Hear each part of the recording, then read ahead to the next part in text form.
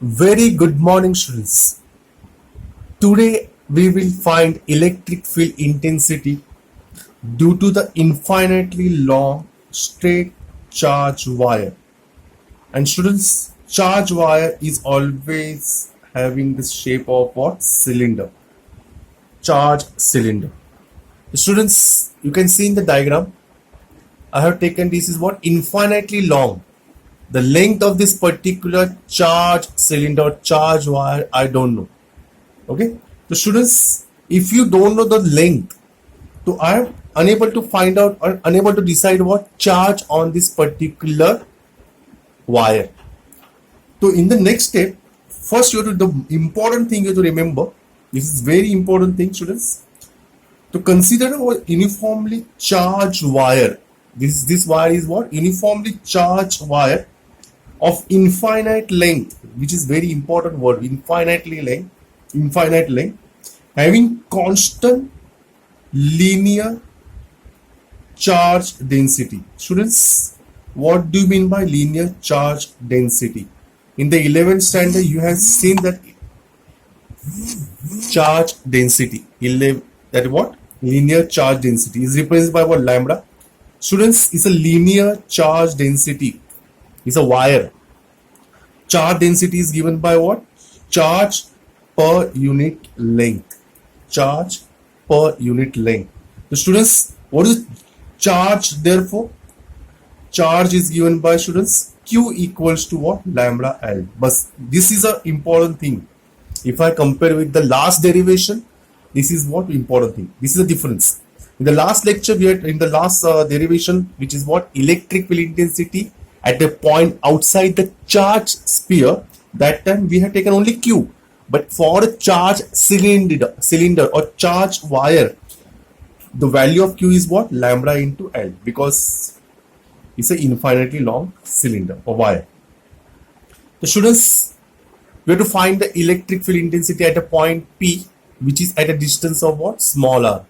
You can see here the distance of this particular point from P is what? Small r. You can see I have written over here. Yeah. And the radius of this particular infinitely charged wire or charged cylinder is what? Capital. But this particular, from this particular point, you can see this dotted part.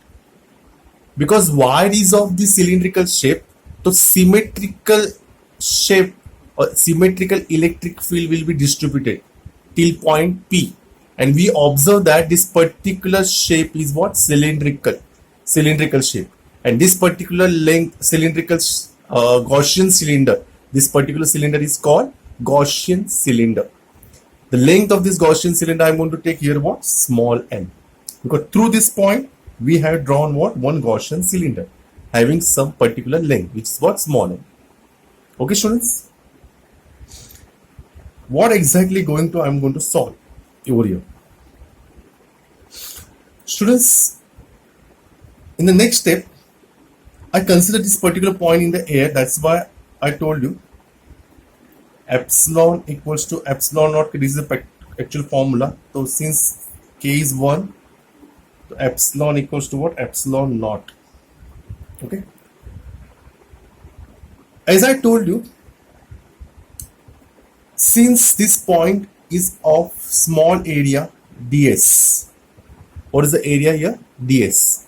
The perpendicular drawn to this particular area is what? ds bar. What we observe here, angle between ds bar and e bar is what? 0 degree. So what is cos theta? That's why 1. What exactly I'm going to find out? I'm going to find out the flux over this particular area. The small flux, whatever we had done in the last derivation, same thing I'm going to do. According to Gauss law, what is the flux is given by E bar dot ds bar. And if I want to flux over the Gaussian sphere, so I will take what? Integration. Integration of what? E bar dot ds bar. Students, as I told you in the last lecture, what is the dot product? Formula for dot product? Magnitude of A bar into magnitude of B bar into what? Cos theta. So students, E bar dot ds bar is given by magnitude of E bar, that is E, magnitude of ds bar is a ds into what? Cos theta, and already we find out the value of cos theta is what? 1. So E bar dot D bar is what? E into ds. The students, flux is given by, I'm going to write here, E into ds. But as I told you, what Gauss, according to Gauss law, flux is given by what? Charge upon what? Its permittivity or in free space. This is the formula for this particular flux. Flux is given by Q upon epsilon naught. So students, I am going to substitute a value. Students, you can see here, I have written over here. You just follow this particular derivation. You'll understand how to write in the exam. Till this point you understood. Okay. Cos theta is 1. Then flux is given by integration of what? ds. What do you mean by ds? ds is what? Area on this particular curved surface of this cylinder. Students, so what is curved surface of the cylinder? You know that L is a height here. So what is curved surface area? A is given by 2 pi r h. But here instead of h I am going to write what? L. So what is A here? Stands for curved surface area. Total curved surface area of this Gaussian sphere. Remember this, students. So here I am going to integrate. You can see here, students. Here I am going to integrate this small area ds. If I take the integration of ds, I will get what? We can say curved surface area of that particular Gaussian sphere, which is what? 2 pi r l. And instead of phi, I'm going to write what? Q upon epsilon naught. So here 2 pi r l. Now it's really easy because we have to find E. So what is the value of E? 1 upon 2 pi epsilon naught Q upon r l.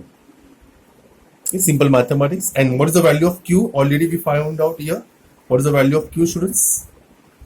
Value of Q is what? Lambda into L. So I'm going to write down.